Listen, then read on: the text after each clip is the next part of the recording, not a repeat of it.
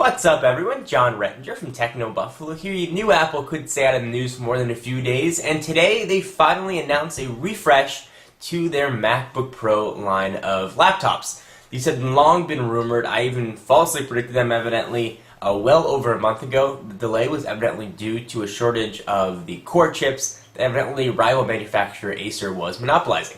Let's go ahead and hop right into the updates. And for those of you that may not know, the MacBook Pro line ranges from a 13-inch model to a 15-inch models up to 17. Let's start with the little guys, the 13s, the what used to be called MacBooks. They got updates. They didn't get updates to the new Core line of chips, so the i3, i5, or i7. They stayed with Core 2 Duos, but they did get a spec bump. The lower end was bumped from 2.26 to 2.53. And the higher end went from 2.4 to 2.66, and they all got 4 gigs of RAM, which is quite nice. Price point is $11.99 and $14.99, and they now claim a whopping 10 hours of battery. Of course, that's a sealed-in, non-removable battery, but 10 hours, if accurate, is quite impressive. So let's get sort of to the meat and potatoes of Apple's announcement, and that is the 15-inch line, 'cause that's really where most of the action happens. You now have Core i5 and Core i7 chips. Everybody's kind of wondering, what are these Core chips? Essentially, the architecture on the silicon, the chip, without getting too geeky, allows for faster processing, even though the clock speeds may seem lower. So there now are i5 and i7s pretty much across the entire line, offering Intel's hyper-threading.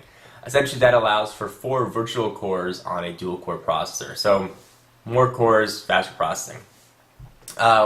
Even though they do have slower clock speeds, Apple's claiming they can come in almost 50% higher than the outgoing Core 2 Duo chips. So just to show you, it's not always clock speed that relates to actual computer speed. There are a lot of other factors in there. So these are much, much, much faster despite the lower clock speed. So the higher end is going to have a new graphics card as well, the NVIDIA GeForce GT 330M with auto graphics switching. Essentially what that is, it's akin to the NVIDIA's Optimus technology. What that'll do is if you're just doing sort of like browsing, you don't need your big, powerful video card, it's not going to use it, just going to use an integrated card that's in there as well. And whenever you need to use more graphical power, it's automatically going to switch over to that graphics card. Certainly you'll get better graphics performance, but you'll have decreased battery life.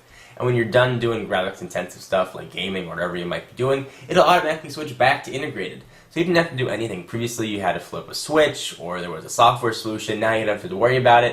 It's automatically going to do it for you, and you're going to get an improved battery life because of it, because you're not always going to be using the big beefy card. And Apple's claiming their new MacBook Pro lines, the 15 and 17s, you're going to get between 8 and 9 hours of battery life, which is also pretty impressive. So the Core i5s you can get in all the models start at 2.4 gigahertz, go to 2.53, and the Core i7 chip goes to 2.66. 4 gigs of RAM is now standard across the entire models. You can also now get a huge 512 gigabyte solid state drive, and you know all that solid state goodness is not going to come cheap. It's going to set you back another $1,300. Prices start at $17.99 for the 15-inch, which is actually a $100 price premium over the outgoing models. They go all the way up to $2,299 on the 17, and again, they are boasting 8 to 9 hours of battery life. On the 15-inch model, you get a bit more customization. You can change the screen options. By default, you're going to get a 1440 by 900 glossy screen. You can upgrade to a 1680 by 1050 glossy screen for $100 more, which is super high res. You can also add an anti-glare, essentially turns it into a matte screen for $50 more. The 17-inch, you're sort of stuck with their monitor configuration, which is 1920 by 1200. And for those of you sort of considering the higher res screen, you think higher res is always better. Sometimes it is, but it also can make the fonts and the text appear much smaller, a little sharper, something that you want to check out in the store before you go and buy. Just some friendly advice, if you look at some really high-res laptop, like the Sony Vaio P, for example, really, really high-res, almost impossible to read. I'm not saying that's going to be the case with the MacBook Pros, but I just don't want you to go out there and spend the extra money and realize that you can't read your computer. So what's missing from all these updates? Well, nothing about the MacBook Air, which hasn't received an update in a very, very long time. And maybe Apple's forgotten about it, maybe we'll see an update at the Worldwide Developers Conference, or maybe it's been end-of-lifed. We don't really know. The MacBook line remained unchanged, but these are some pretty significant updates to the MacBook Pro. Nothing revolutionary. This is more of an evolutionary upgrade to faster processors, something that we certainly expected. Don't underestimate, though, this upgrade. This Core i5 and Core i7 chips, really, I've seen them in action, are tremendous and amazingly powerful. So if you've been holding off for a MacBook Pro, now is definitely the time to run out and get one.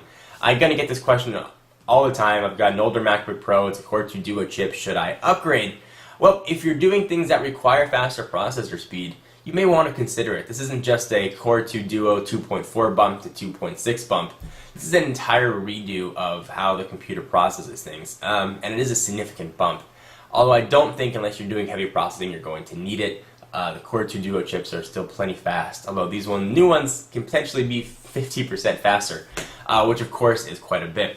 So what do you guys think? Are you excited about the new MacBook Pros? Was it worth the wait? Are you disappointed? Were you hoping to see an update for the MacBook Air like I was? Or do you not care at all? You just want Apple to shut their mouths and you're sick of their news? I know there are some of you guys out there as well. Leave text or video comments down below. I'm really curious to hear what you guys have to say. And I am John Rettinger from Techno Buffalo, and I'll see you in the next video. Bye-bye.